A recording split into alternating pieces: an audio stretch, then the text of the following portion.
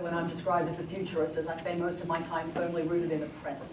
So, I'm actually an anthropologist by training, so futurist, always a faintly uncomfortable label. So, my name is Genevieve. I work at Intel. One of my jobs there is to think about what it is that human beings care about, what they're passionate about, what frustrates them, and how you design technology around all of those things. Which means I spend most of my time hanging out with human beings and getting a sense of what makes them tick. But it also means I think about what are the stories we tell ourselves about technologies, not just the way we use them, but the stories we tell. So I was incredibly excited to be here to get to talk about automation and its wide effects, because the stories we've told about things being automated are long-standing ones.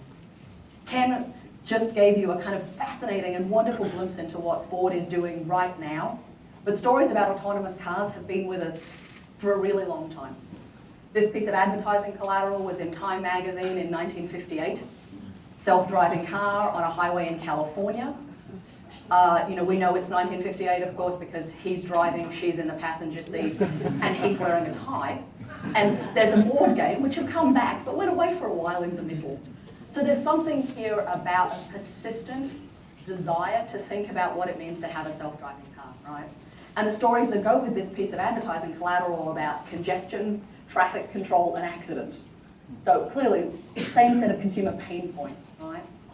But the reality here is when you talk about self-driving cars, when you talk about autonomous vehicles, you're also talking about something more than that, right?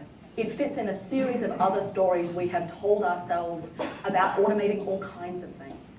And as an anthropologist, one of the things I will tell you about those stories is it's not just about automation in a technical sense, it's almost about what happens when things come to life. So it's not just about making things work by themselves, it's also in some ways about this notion of making life. And of course, that's not without a persistent set of anxieties. This piece of video was doing the rounds on YouTube about 2 years ago. It features a Furby. How many people in the room remember Furbies? Yay, my people. It features a Furby in dialogue with a Siri. And the Furby goes, and Siri says, "I cannot find Graham in your address book." One only imagines what the echo would make of the Furby. So I brought this video into my colleagues at work and went, I think this is really interesting. And they just sort of looked at me and went, that's nice. Why? I'm like, well, this is about the evolution of digital objects, right? The Furby could talk, not always coherently. The Siri not only talked, but promised to listen. And the promise of the listening was the promise of something really interesting, right? It was the promise that this object might have a relationship with you. And I said to my colleagues at work, this is kind of amazing, right? Here's this little tiny video that's a glimmer into what the future might be, of objects that will have relationships with us. And my colleagues looked at me and said, if it can have a relationship with us, it will kill us. Really? And somehow they had gone from the Furby through Siri to the Terminator. Just like that.